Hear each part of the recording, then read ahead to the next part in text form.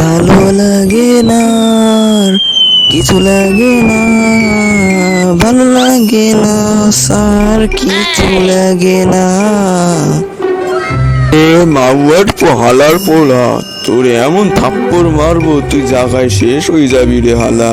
কি কারণে তোর মন খারাপ হইলে করে হালার বেডা? আমি তো জানি না ওরে আমার স্যার, তো জানি না ওরে আমার স্যার।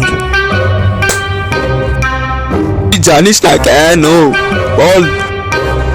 কি রে, আর একটা থাপ্পড় মারবো না কি রে?